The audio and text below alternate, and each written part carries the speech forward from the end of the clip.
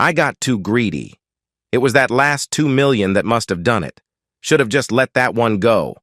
I knew there was something wrong with that account. Now they were getting close.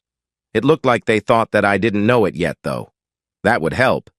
I still had time to get away and make sure that they couldn't track me down any further. Thankfully, I had a plan for this. So, who am I, and who is trying to track me down? Who I am right now isn't important, as this identity is about to completely disappear. In 2 hours, I will be someone completely different. The trail that the hunters are following will dead end before they can get enough information to figure out who I am. What I am, or soon to be is a hacker. I am a very good hacker. I'm also a very angry hacker with a very select list of targets. I go after drug cartels. I go after their bank accounts and supply incriminating evidence to the proper authorities. I am personally responsible for the convictions of 4 politicians, at least 50 cops, a dozen soldiers in different countries, and so many small-time dealers that I can't even count. I've also drained well over $100 million from their coffers. Of course, I take a percentage of that, but about 80% ends up with different charities. Most deal with drug abuse and rehab programs. Why, you ask? Simple. My younger sister got involved with the wrong guy. I really didn't like him, but she didn't listen to me. I did what I could, but she made her choice. I had tried my best to take care of her after our parents died. I was always really good with computers, but the 2 dark years I spent in depressed isolation after identifying what was left of her body turned me from really good to almost magical. Those 2 years were spent alone in the basement of my parents' old house, learning the dark secrets and how to manipulate them. I learned to code. I discovered how to navigate the dark web. I discovered back doors into most security software. Sometime in those 2 years, some very damaging information on the drug gang that tortured and murdered my sister ended up in the hands of the DEA. Unfortunately, rival gangs somehow got the information that the gang in question was turning the state's evidence on others to try and make a deal. Gangs move faster than cops, so the state saved a bunch of money on trials.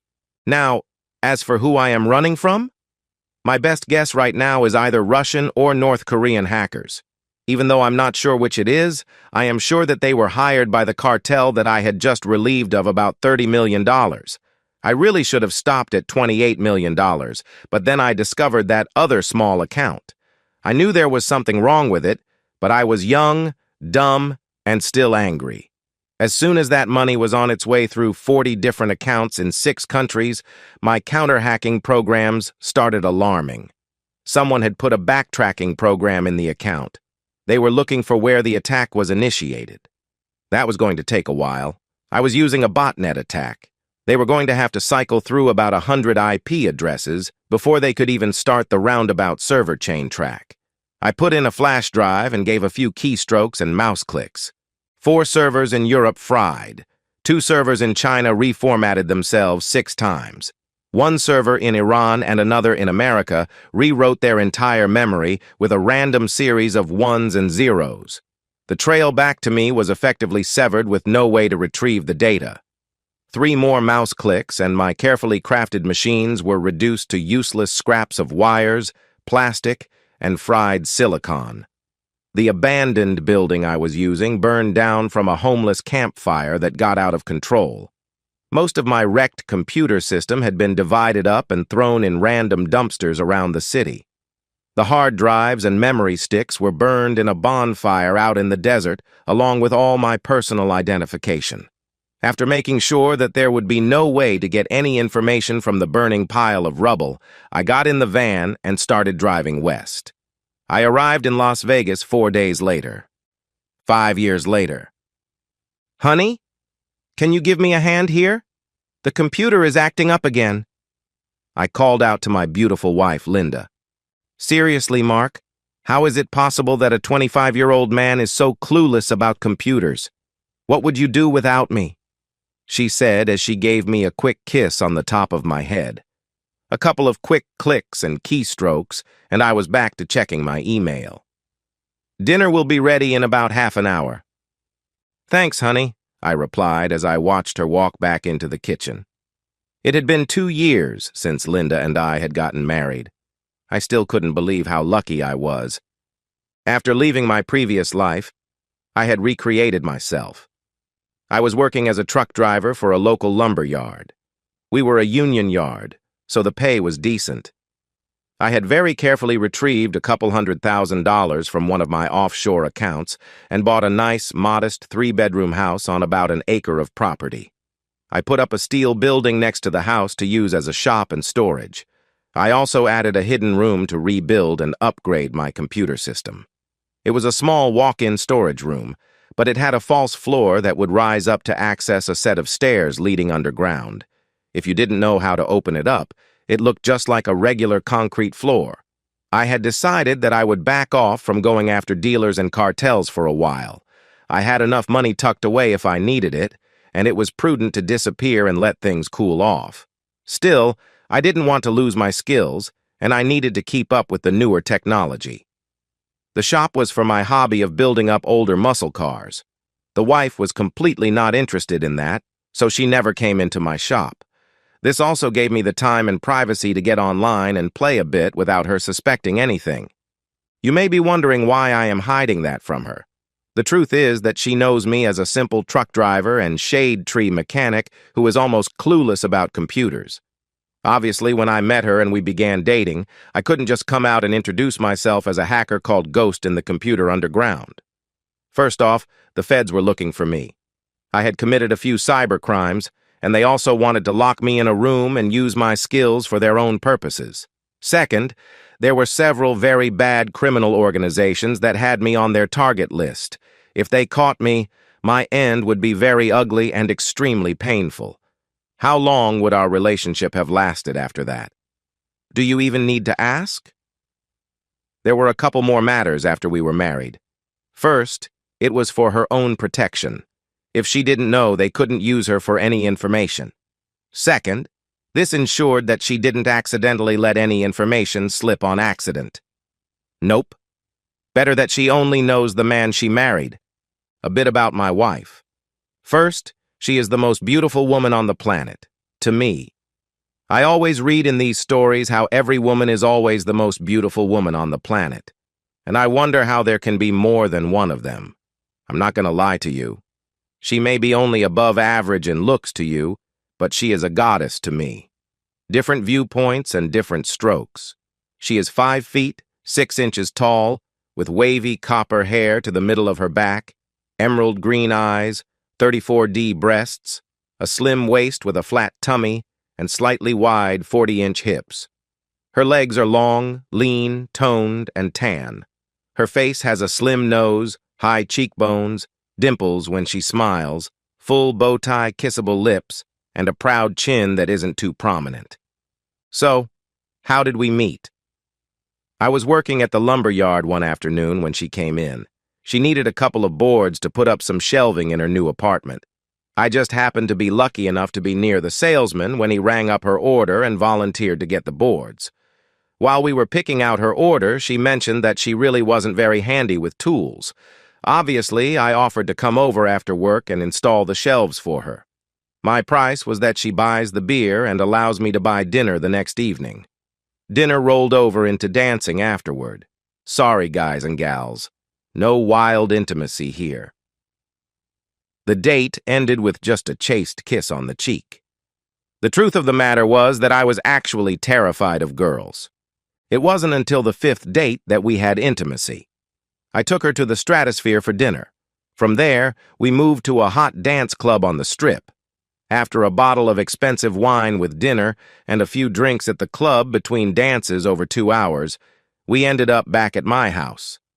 I thought that she was beautiful before, but she was an absolute goddess out of her clothes. I didn't even need to ask. The soaked sheets answered my questions about being okay. As long as I made her happy, I was fine. Linda and I dated for about 6 months before I proposed. 6 months later, we got married. We were happy together. She was an accountant for a large national company with an office in Las Vegas. She made pretty good money there, and we combined our incomes to live a pretty nice life. I never needed to dip into my secret accounts. We went out to the nicer restaurants, took in the shows, had a nice pontoon boat at the lake, and both drove nice cars. Our love life was pretty good. We would average about 4 times a week. We didn't have children yet, so our lovemaking happened pretty much all over the house, backyard, swimming pool, and hot tub. We liked the variety and employed several different positions. Typically, after I got home from work, I would go into my shop and tinker around for a couple of hours before dinner. About half the time I would be working on one of my cars, and the other half I would be in the room playing around on the computer. I wasn't really doing anything bad, just hacking into places that I shouldn't be in. I never actually took anything or put anything in the system. I was just getting in and looking around to keep my skills up. Sure, I could have stolen a lot of data and money, but I didn't want to leave any tracks. Best to just break in and look without anyone knowing that I was there. After dinner, we would snuggle on the couch and watch a movie before going to bed. Sometimes bed would include a couple of hours of intimacy before falling asleep, and other times it would just fade away as we cuddled. I kept up my public appearance of being completely technologically incompetent. After all, who would look at someone who could barely check their email and think that they were one of the most wanted hackers in the world? All the time, I was breaking into a bank, government, and big business computer systems. I also reconfigured the bot army of personal computers that I had before. I was masking my location by initiating my hacks from foreign servers, sometimes multiple servers at the same time. About 6 months ago, I noticed that Linda was becoming a bit more stressed. It really didn't seem to be that big of a deal, though. Intimacy dropped from about 4 times a week to twice a week. She was working longer hours and was tired when she got home. Most of the time, she would just go straight to the shower, eat dinner, then go to bed. I asked her, and she said something about a big account that they were trying to get. Seemed plausible. Occasionally, she would call me from her office on a Friday and let me know that she was going out to happy hour after work with a few of the other people at work. She had done this enough time before that I wasn't worried. After about 6 months of this, I asked how much longer this would be going on. I figured that they should have either gotten the account or lost it by this time. Linda told me that it would probably be only another week or 2, then things would settle down again. I had decided that she needed a little pampering since she had been working so hard, so I got her a full-day spa package for that Saturday. She was thrilled when I gave it to her on Wednesday evening. Saturday finally came, and she left for her spa day at 9 a.m. With a quick kiss, she was out the door. She wouldn't be back until about 4 in the afternoon. I grabbed my coffee and went out to the shop to finish putting together an engine that I had on the stand. About an hour later, I took a break and went into my computer room. Up until then, I had purposely avoided hacking into Linda's company. It was one of those don't poop in your own kitchen kind of things. I was pretty adamant about it, too. I didn't mess with the company I worked for, and I wouldn't mess with the company she worked for either. After logging on and checking my security programs, I started to get curious about what this big account was. Maybe I should see what it was and perhaps take a look around their servers to see what was there. Just a quick look, then see about hacking into the new client system. Their security was child's play. I was in within a couple of minutes. First stop, Linda's PC. She was working on the project, so I should be able to get pointed in the right direction from there. Odd. Nothing really stood out about any big new clients. I ran a few searches with keywords for proposal, new client, quote, and a few others that were related to trying to win a new account. Nothing. I began drilling down through her folders. That's when I found a locked folder that was titled Photos for James. What? Why does Linda have a folder with photos for that little weasel in IT? Yes, I knew who James was. I had met him a few times at some of the corporate events that I went to with Linda. I didn't really like him very much. Although Linda thought she was actually pretty proficient with computers, and compared to the general population she was still no match for me. I unlocked the folder in seconds, and I was in. To say that I was shocked would be the understatement of the year. There were dozens of photos of Linda naked in her office. There were more photos of her with someone in her mouth. There were others of her where the guy took her picture as she was being intimate with him. Worst of all, she even had pictures with some guy entering her back, the same thing she constantly denied me. I sat and stared at the pictures numbly. I felt a piece of me die at that moment. About 15 minutes later, I snapped out of it and began thinking of confronting her as soon as she got home. Divorcing the cheating woman was a foregone conclusion. I still had several hours before she got home, so I continued to search for more information. I figured that this probably started about 6 months ago when I first noticed a change in her. I pulled up her email and got an even bigger shock. Several of their email conversations indicated that this was much more long-term than I thought. They seemed to have been lovers for about a year before she even met me. If that was the case, why did she even begin dating me in the first place? What was going on? I found another email where she mentioned something about accounting errors with a few of her bigger clients, as well as their own company. Then there was something about an offshore account. I switched over to James's computer. There were more photos of Linda.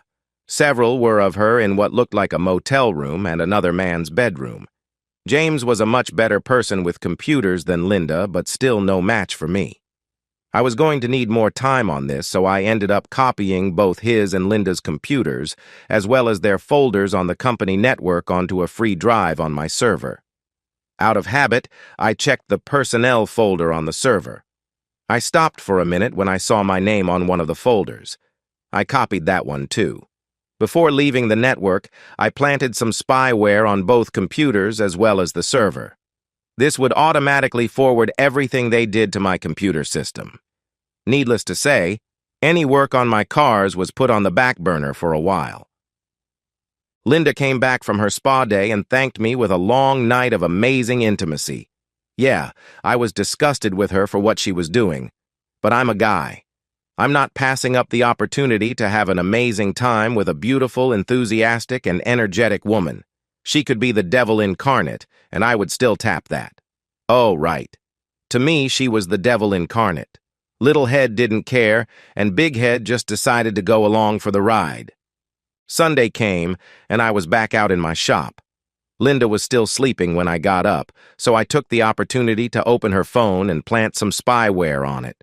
Text messages would be secretly copied to my computer system, and all her phone calls would be bugged and recorded digitally on a separate hard drive.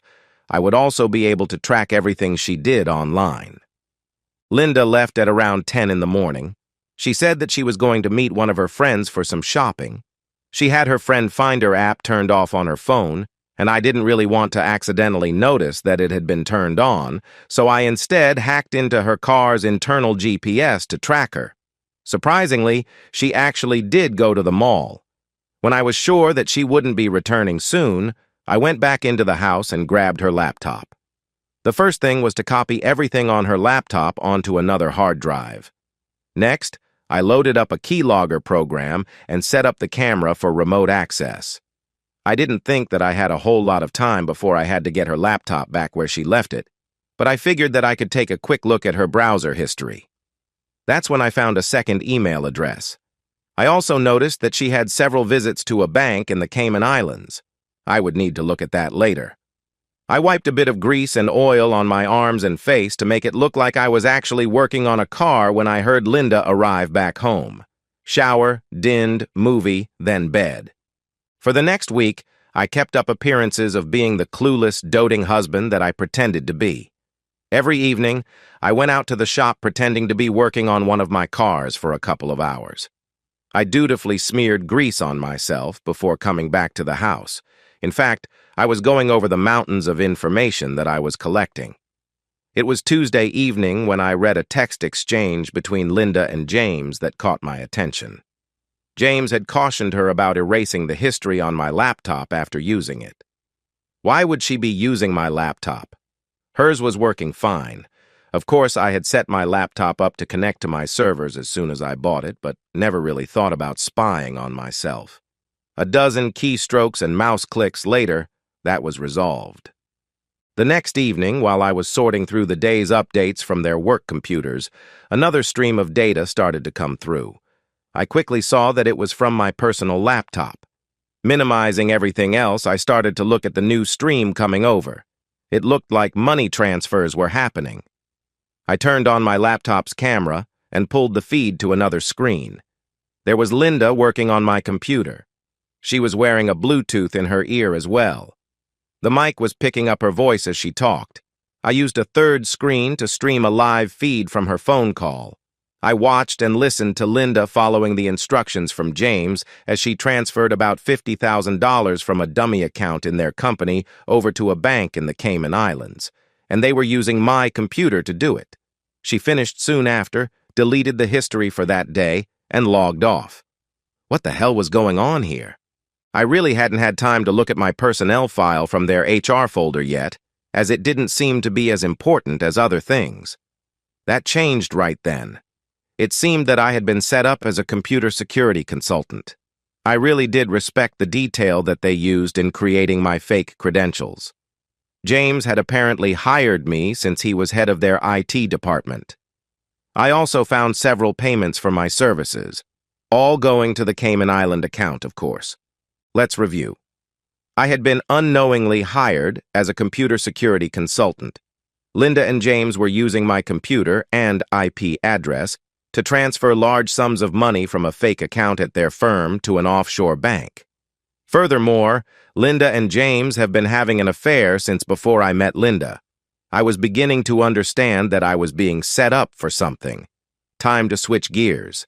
Now that I had figured out what was going on, I needed to see how bad it was and figure out what to do about it. It was bad. Checking the Cayman Islands account, I saw it had almost $10 million in it. Checking the transfers, I saw that they had been doing this since about 6 months after Linda and I got married. They also weren't being very subtle about trying to hide what computer was being used to steal the money either. Worse, a deeper dig into the personnel file in my name showed a few red flags. Yep, when the storm hit the fan, I was the one in the target zone. Now, what was I going to do about it?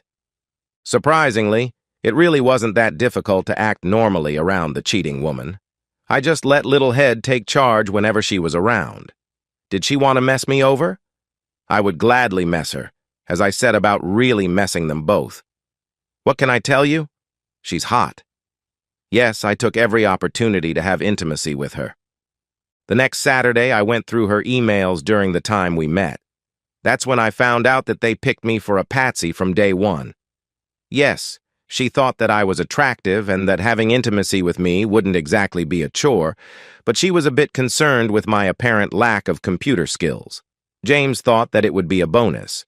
The less I knew about operating computers, the less likely I would be to discover their plan. Little did they know. Now I needed a plan for my revenge. I began setting everything up. First off, a couple of new bank accounts were set up.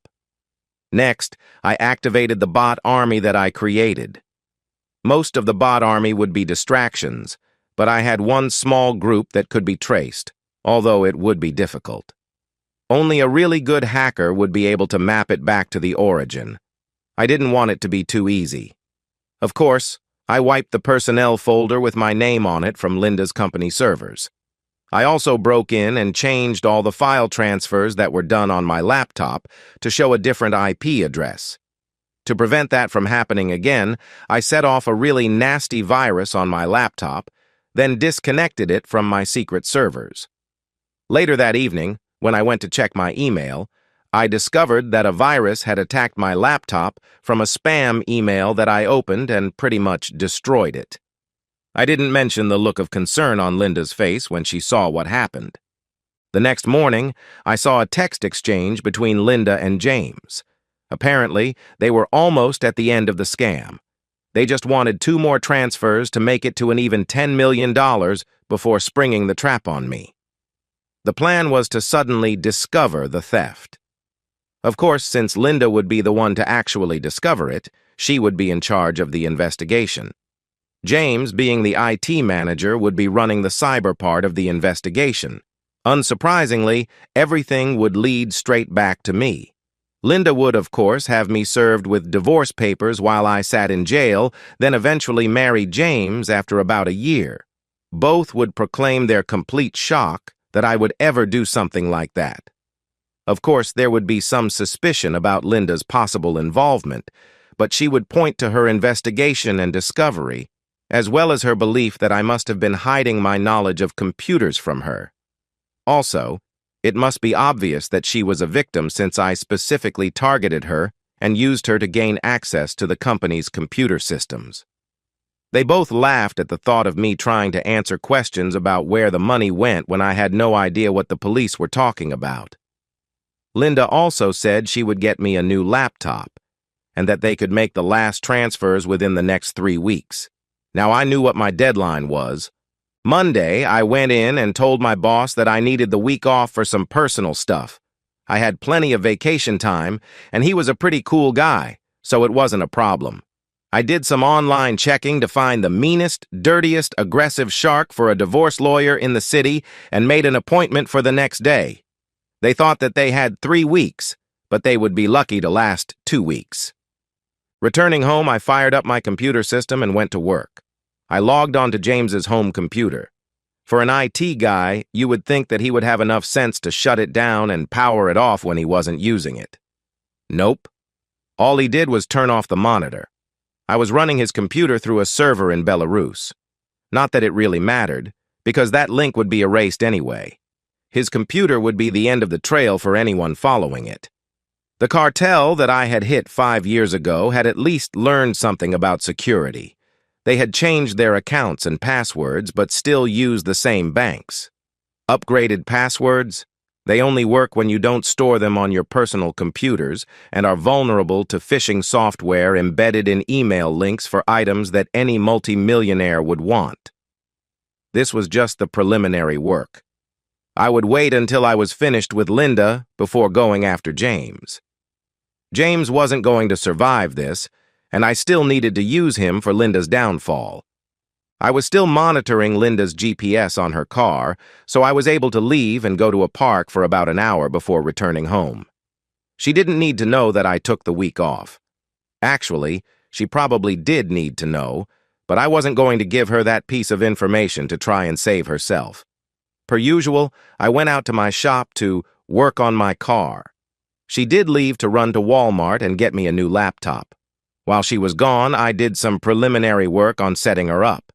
It was important for her to be at home when her computer was used. If she could show that she wasn't home, she could have a defense for the crime. Couldn't let that happen. She texted me when she got home to let me know that she got me a new laptop and told me it would take her about an hour to set it up for me. I thanked her and went to work. First off, eliminate all connections with James. I hated her, but I still didn't want any actual bodily harm to come to her.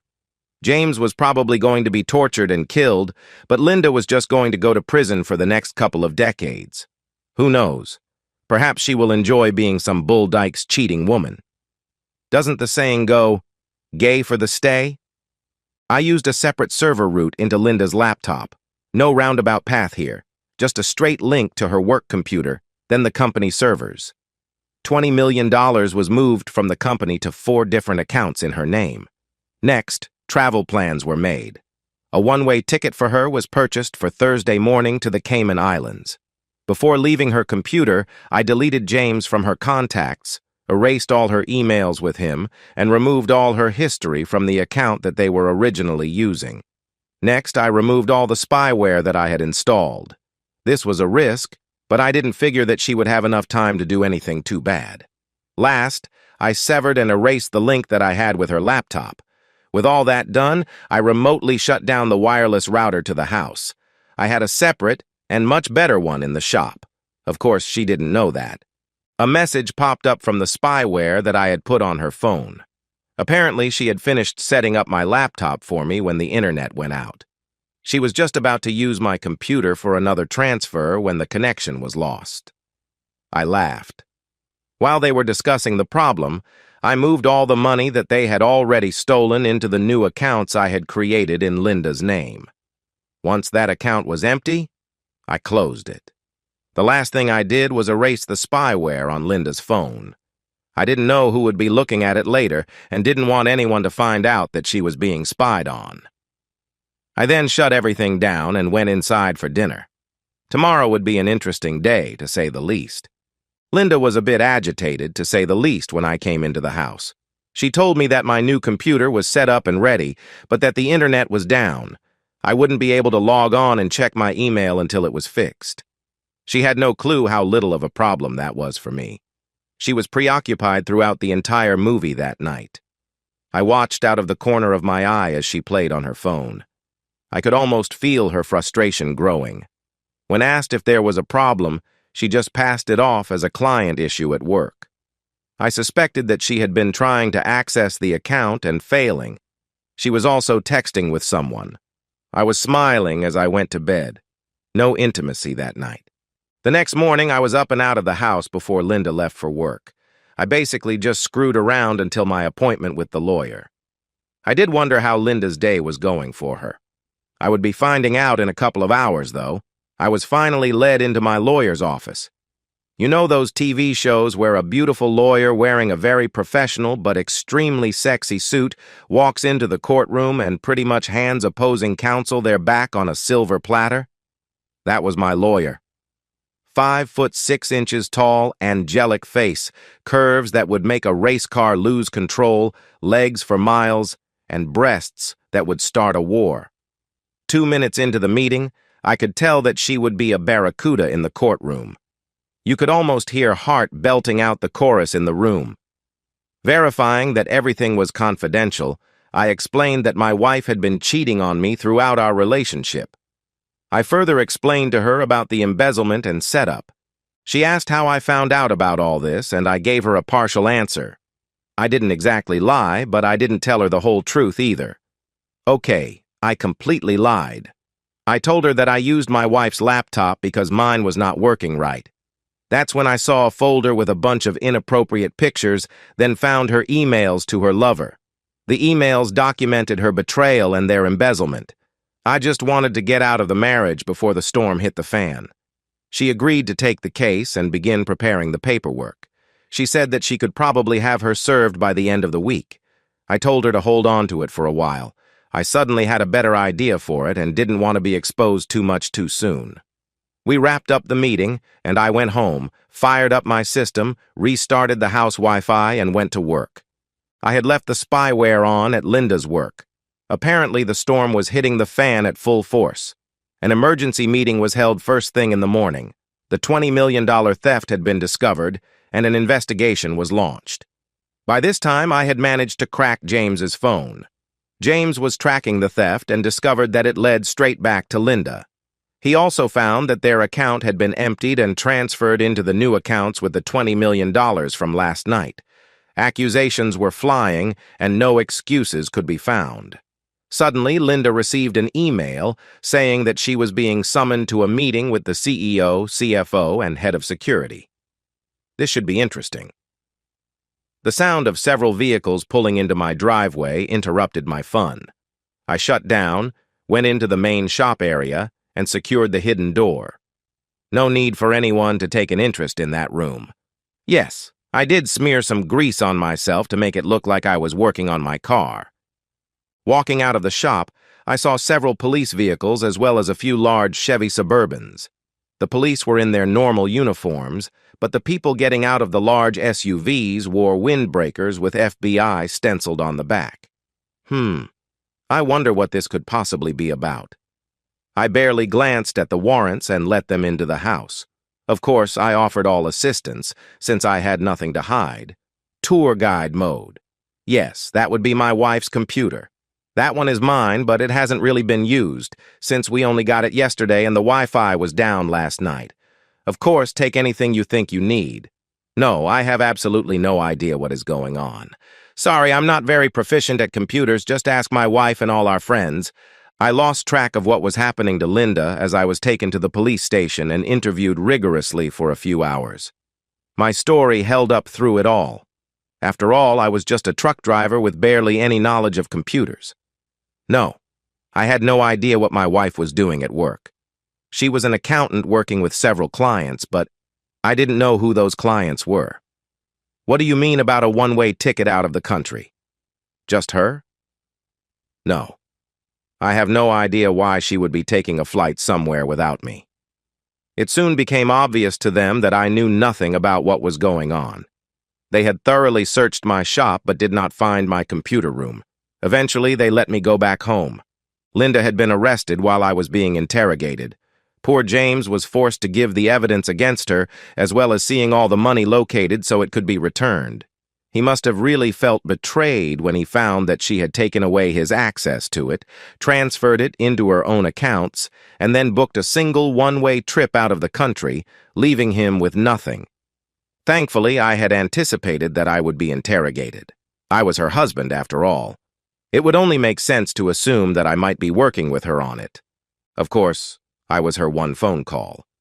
Being the dutiful husband, I called and got her a lawyer. Yes, I did my research on all the criminal lawyers in the city. Obviously, I needed to find the best lawyers, so I wouldn't inadvertently screw up and hire one of them for her. No, I purposely hired one of the ones that were just below mediocre. I wouldn't get the worst one, because that could open an appeal for having a poor defense in court. I wanted her convicted and serving her entire sentence. The really cool thing about this being a federal case was that federal prisons do not have parole or time off for good behavior. If you get sentenced to 20 years in federal court, you spend the entire 20 years in federal prison, to the day. I attended her bail hearing and used the house as collateral to bail her out. Since she was a flight risk, she had to wear an ankle monitor. As much as I hated her, I was still able to pretend to be a loving husband to all outward appearances. Thankfully, she was too depressed and shocked at her predicament to want intimacy. Her cell phone had been confiscated for evidence, so I went down and got her a new one. Yes, I took it into my shop and added my spyware to it before giving it to her. Strangely, James had blocked her number after her first text to him. He had replied that he could have no contact with her since he was going to be called as a witness against her. Foolishly, she refused a plea deal, and she insisted that she go to trial. She kept claiming that she had been set up by someone. She actually thought that she would win because she hadn't done what the evidence showed. True, she hadn't. Oh, she was guilty of embezzling half the money that was in that account, just not all the money, or using that particular account, or using her own computer, or buying the plane ticket, or cutting her partner out. Of course, the money was recovered and returned easily. The trial was funny from my viewpoint. It was very interesting watching as James testified on the computer records against her. I could see his inner struggle at having to testify against his lover, yet thinking that she had betrayed him and was planning on skipping out and leaving him behind. All Linda could see, though, was that her soulmate was betraying her and sending her to prison. I was filled with glee throughout the 3 days of his testimony. I watched silently as the love she had for him turned into hate. She did her best on the witness stand testifying on her own behalf. Unfortunately for her, the evidence was too strong against her, and she really couldn't come up with a credible explanation for it. She will be spending the next 20 years in a federal penitentiary. As the trial was winding down, it was time to take care of James. I had a really wicked plan for him, one he would not survive. Unfortunately, he would never know why it happened to him, or that it was me. I couldn't risk that. This would be fun. I had my lawyer modify the divorce documents to consider Linda's conviction and that she would be in prison for the next 2 decades. She was served a couple of days later. I opened a couple of new accounts in Geneva, Switzerland, and the Cayman Islands with links back to James. Using the dark web, I left a few subtle footprints, all with a winding trail back to James's IP address. Ghost was back after 5 years. Sure enough, the hacker chats picked it up. Now for the tricky part. I had to leave a trail, but it couldn't be obvious. I needed to make it hard enough for them to believe that it was an expert hacker, and believe that it actually was me, but still let them believe that I made enough of a minor mistake that they could still follow the trail. I had to route through 10 servers in 6 different countries. Eventually, I fired up the bot army and made my attack on the first bank. I eventually got in, found the 2 accounts I was looking for, and emptied them into James's new accounts. Once done, I stopped the attack on the bank, severed and erased my link to James's computer, then got on the dark net to watch for a reaction. I wasn't really expecting anything yet, but it is better to be thorough. The next morning, another attack on a different bank. 4 more accounts were emptied. There was now $20 million in the account that I had set up for James. People were beginning to look for me. They wouldn't find me, of course, but they would eventually find Ghost. A few of the dark web hacker boards were lighting up. There was a North Korean group that looked to be on the trail. It looked like the same group that was tracking me 5 years ago. Time to wrap this up. I went back to the banks. Sure enough, the third one I looked at had the account I was looking for. I bypassed using James's computer and transferred the $20 million to another account in Switzerland that I had set up. Then, I erased all fingerprints from that transfer. I wasn't concerned with the cartel getting that money back. I linked back into James's computer and made another attack on the bank with the account that had an embedded tracker in it. It was only $2 million this time. The money didn't matter, only the tracker attached to it did. I had gotten away the last time because I knew about the thefts and was able to see the tracker working.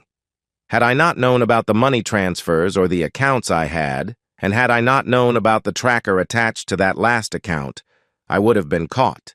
I wonder how James will try to explain all of this to them. I wish that I could watch as they asked him where the money was when he had no clue as to what money they were talking about. It was time to sever the link to his computer and erase all my fingerprints. It was a week later. I had cleared out my computer room and turned it into a storage area. I was finishing up the paperwork on a place that I had purchased in Montana through a Subchapter S corporation that kept my name off the books when a news story came on about a missing person. It appears James had not reported to work for a couple of days, and no one knew where he was. His car was found abandoned in the parking lot of one of the malls, but he was nowhere to be found. I wonder where he could be. Oh well. I needed to get back to packing. From the perspective of James. "No!" I screamed as they used the cattle prod on my testes again. "I swear I don't know what you're talking about." "Nonsense, Mr. Ghost. You made a mistake this time. The tracking software that the hackers we hired led us straight to your computer. We found all the data on your computer. We recovered the $2 million from your last hack, but we want to know where the other $20 million, as well as the $30 million from 5 years ago, is. You tell us that, and we will kill you quickly. Keep lying to us, and it will get worse." But I don't know. They had taken me just as I was about to get into my car at the mall. I felt the sting of a needle in my neck, then nothing. I woke up several hours later on a private jet, tied securely to my seat. That's when the questions started. I had no idea what they were talking about. They kept calling me Ghost. They were asking about money that they said I stole. There were $20 million from a few days ago and another $30 million from 5 years ago. They didn't believe me when I said I didn't know anything. I actually pissed my pants when they showed me the hard evidence on my personal computer. I could give them the answers they needed and die quickly, or they would make the rest of my considerably shorter life nothing but intense agony. I pooped myself when I realized that there were no answers that I could give them. Right now, I was hanging naked from the ceiling in a bunker somewhere deep in a jungle in Colombia. My legs were spread apart to give them access to my private parts with a cattle prod. I've been here for 3 days so far. The first day, they had beaten me when I couldn't answer. The second day was the bullwhip. Today, it is a cattle prod to sensitive areas. I really wish that I could give them the answers. I really don't want to know what will happen tomorrow, or the next day, or the day after that. Switching back to the perspective of Mark. Moving day. James has been gone for a little over a month. They found his tortured body yesterday on the side of a road in Colombia. Mark would be gone by the end of the day. I would take over my new identity after one more stop. I had already shipped everything that I was taking with me. It was all going to a storage facility in Denver, paid for by wire transfer from an anonymous account. I would pick it up in a truck I paid for in cash. Linda was brought in and cuffed to the table across from me. She didn't look very good. Orange was definitely not her color. No makeup. Her hair was a bit of a mess. She also had bags under her eyes. It looked like she hadn't adjusted well to prison yet. "So, how are you holding up?" I asked. "Please, Mark, you have to help me. I didn't do what they said I did," she begged. "Linda," I sighed, "there's nothing I can do for you. Besides, we are getting a divorce. Please, Mark, I didn't do it and I don't want a divorce." "Just sign the papers, Linda. It's over." "Please, Mark, just talk to James. See if you can get his help. He can help me. We used to be friends. Please, just ask him," she begged. "You haven't heard about James?" I asked. "No. I keep expecting him to visit, but he never came." "Well, he isn't ever going to visit now. He was killed in Colombia." Her face went white with shock. "Apparently, the authorities believe that he stole a bunch of money from one of the drug cartels." "No, he couldn't have," she said. "He probably didn't, but they seem to have thought he did. Now, Linda, you really need to just sign the divorce papers and let it go." "But you are leaving me with nothing," she exclaimed. "Of course. You don't need anything, and what would you do with anything you get anyway? You are going to be here for the next 20 years, I explained. "Please, Mark, you need to help me. I can't stay here. My cellmate is making me do things. I can't. I need to get out of here. Please." It was time. Let me tell you a story, Linda. Perhaps this will help you. About 5 years ago, there was a really good hacker. They referred to him as Ghost. The hacker got that tag because he was so good at covering his tracks.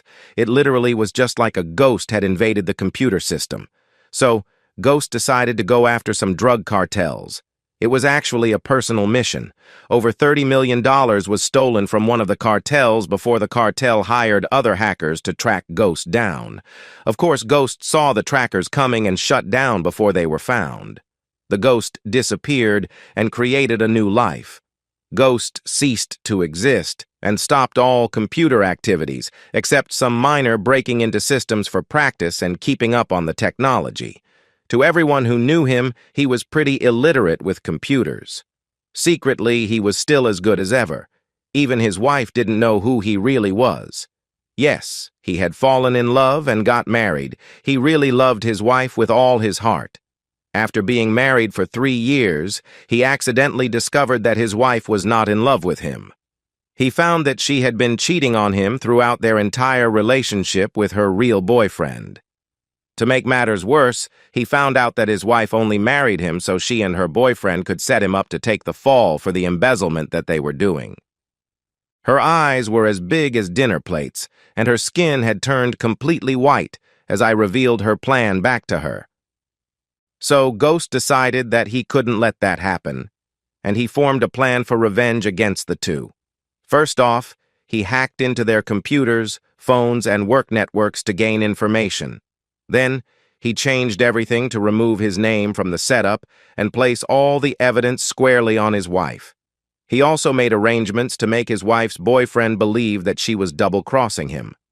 The final nail for his wife was forcing her lover to testify against her and put her in prison for years, breaking their hearts and believing that they were betrayed by the other. Much the same as Ghost felt betrayed by his wife. "You," she breathed. Now, to continue, since his wife had been taken care of, it was time to go after her lover. You see, that cartel was still looking for Ghost. Why not get his revenge and make the cartel believe that they had finally caught their prey? 2 birds, 1 stone, and all that stuff. Well, Ghost used his wife's lover's computer to hack in and steal a bunch more money from that cartel. Unfortunately for the wife's former boyfriend, Ghost was a bit sloppy and made a slight mistake. You see, Ghost didn't completely wipe the trail leading back to the boyfriend's computer, so the cartel was able to track the hack back to the boyfriend. Fortunately for the Ghost, he was able to wipe the trail back to himself, making the boyfriend's computer the end of the trail. The authorities believe that the boyfriend was tortured for over a month before he finally died. Unfortunately for the boyfriend, he just didn't have the information that the cartel wanted. None of that is actually real or believable, much less provable. But I thought that a fictional story like that might help you cope. True, I do believe that you didn't do exactly what the evidence says you did, but no, you are not even close to innocent. Now, just sign the papers. Do you think it's bad just licking one girl? Just think about what life would be like if the wrong person happened to stumble on some information that shows you as being a jailhouse snitch. I watched as her face went from white to red. "You bastard!" she screamed as she lunged towards me. There is a reason that the guards secure the cuffs to the table. There is also a reason that the chains are short enough to prevent the prisoner from reaching someone on the other side of the table. I walked out as they dragged her away, screaming. I got in the cheap throwaway car and drove to the mall. After parking, I left Mark in the car and walked through to the other side where my real car was waiting for me. With my new identity, I drove away. And so, we've reached the end of today's story. Was it what you expected, or did it take a twist you didn't see coming? I'm curious to hear your thoughts. Share them in the comments below, and let's get a conversation going. If this story kept you hooked, make sure to hit that like button. And if you're new here or just haven't subscribed yet, now's the perfect time to join our community. I bring you fresh, captivating stories every day, so click that subscribe button and turn on notifications so you never miss out. Thanks for watching, and I'll see you in the next one.